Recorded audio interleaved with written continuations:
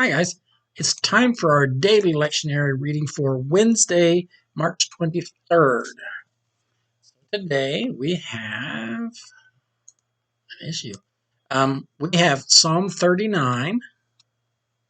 Sorry, I got to reset some things that didn't realize hadn't been reset, which we're going to do out of the Whole in Christian Standard Version. Then we've got Numbers 13, 17 to 27, and Luke 13, 18 to 21. So Psalm 39, the fleeting nature of life, from the Holman Christian Standard Version. I said, I will guard my ways so that I may not sin with my tongue. I will guard my mouth with a muzzle as long as the wicked are in my presence. I was speechless and quiet. I kept silent even from speaking good. And my pain intensified. My heart grew hot within me. And as I mused, a fire burned. I spoke with my tongue. Lord, reveal to me the end of my life and the number of my days. Let me know how short-lived I am.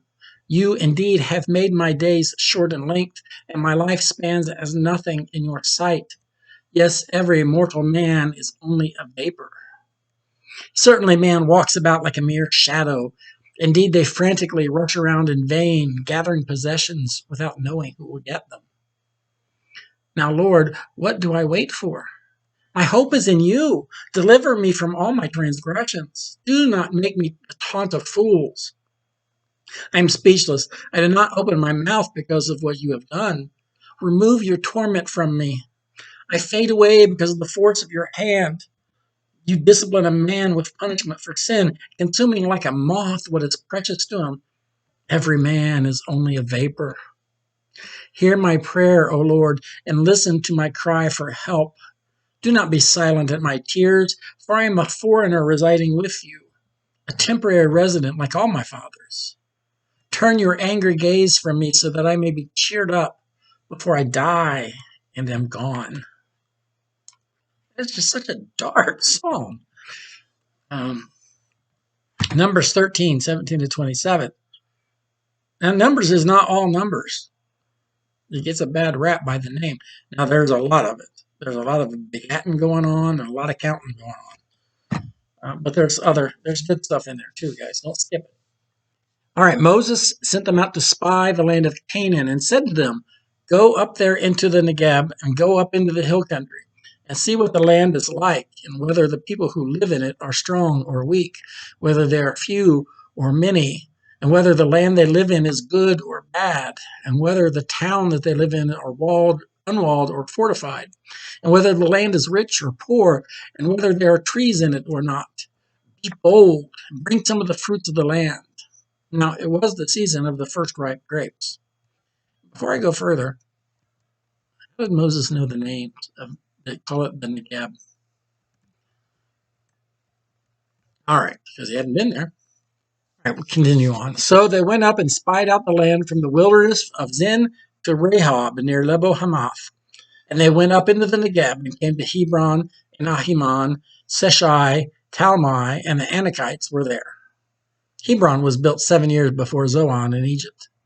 And they came to the Wadi Eshcol, and they cut down from there a branch with a single cluster of grapes, and they carried it on a pole between two of them.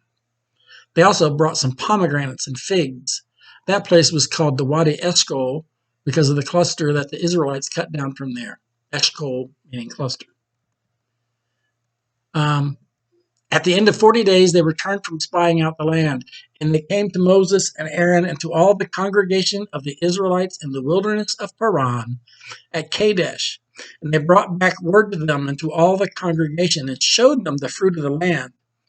And they told him, we came to the land to which you sent us. It flows with milk and honey, and this is its fruit. Sounds real good till you read further. But let me take a quick look. This is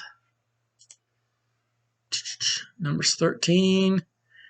Then we're going to go to Joshua. It looks like we're not going to get back to Numbers. Because I think we all know the story, right? Do you know the story? Yeah. They said it's a land flowing with milk and honey, all right, and with giants. I think we should just read the next couple of verses. Yet the people who live in the land are strong, and the towns are fortified and very large. And besides, we saw the descendants of Anak there. The Amalekites live in the land of the Negeb, and the Hittites and Jebusites and the Amorites live in the hill country, and the Canaanites live by the sea and along the Jordan. Caleb quieted the people before Moses and said, "Let us go up at once and occupy it, for we are well able to overcome it." And then the men who had gone up to him said, "We are not able to go up against this people, for they are stronger than we."